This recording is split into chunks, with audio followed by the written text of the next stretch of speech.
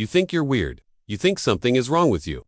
You sit alone on Friday nights while everyone else is out there. Posting stories, clinking glasses, pretending they're having the time of their lives. And you wonder if maybe you missed some social manual that everyone else got handed at birth. But here is the thing.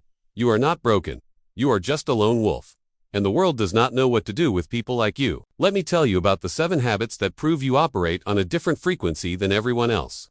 These are not badges of honor. They are not things to be proud of or ashamed of. They just are. They are the markers of someone who walks through life with a different operating system. First habit. You feel exhausted after socializing, even when it goes well. Everyone talks about introverts like they are just shy people who need a little push. But that is not what this is. You can go to a party.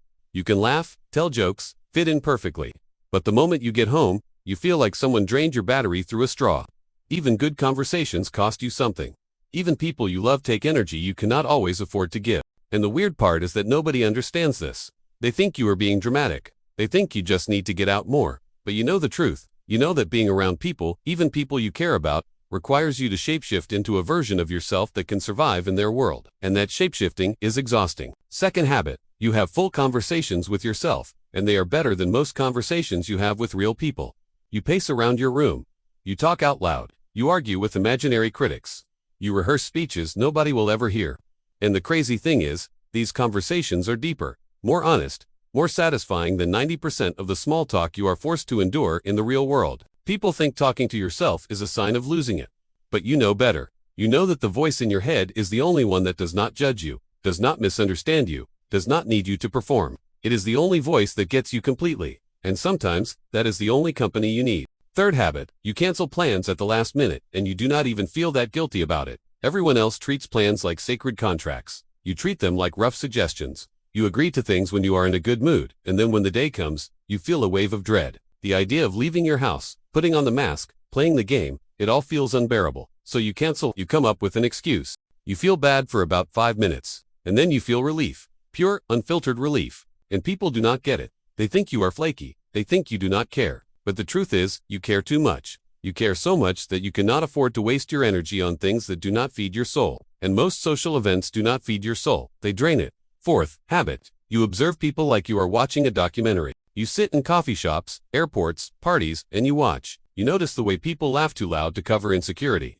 You see the micro expressions that reveal what someone is really feeling. You pick up on patterns, body language, the unspoken rules that govern every interaction. And you do not do this to judge people. You do it because you are trying to understand them. You are trying to figure out how they do it. How they move through the world with such ease. How they connect without overthinking every word. How they belong without even trying. And the more you watch, the more you realize something. Most people are not connected. They are just pretending. They are playing a game they do not even realize is a game. And you cannot unsee it. Fifth habit. You need long periods of silence to function. Not just quiet. Silence, no music, no podcasts, no background noise, just you and your thoughts. And people think this is weird. They think you are depressed. They think you are isolating yourself. But you know that silence is not emptiness. Silence is where you recharge. Silence is where you process everything you have been holding in. Silence is where you become yourself again after spending too long being the version of you that the world demands. You do not fear silence, you crave it. You need it the way other people need validation or attention or noise. And when you do not get it, you start to unravel. Sixth habit. You have a small circle, and you guard it like a dragon guards treasure. You do not collect people. You do not network. You do not have hundreds of acquaintances you pretend to care about. You have maybe 2 or 3 people who actually know you. And those people are everything. You would go to war for them. You would drop everything if they needed you. But everyone else is kept at a distance. Not because you are cold. Not because you are antisocial. But because you learned a long time ago that most people do not deserve access to the real you. Most people will misunderstand you, judge you, try to fix you, or drain you dry. So you protect yourself. You let very few people in. And the ones who make it through the gates, they stay forever.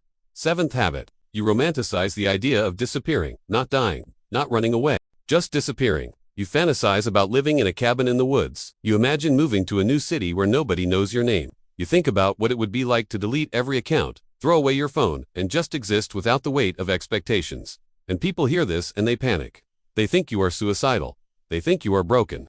But you are not. You just want freedom. You want to exist without performing. You want to live without constantly explaining yourself. You want to be alone without people assuming something is wrong with you. And that is not darkness. That is clarity. So if you recognize yourself in these habits, you are not weird. You are not broken. You are not failing at being human. You are a lone wolf. And the world was not built for people like you. It was built for pack animals. For people who thrive in groups. For people who need constant validation and noise and connection. But you do not need that. You never did. And the sooner you stop apologizing for it, the sooner you can stop wasting energy pretending to be someone you are not. You were always meant to walk alone.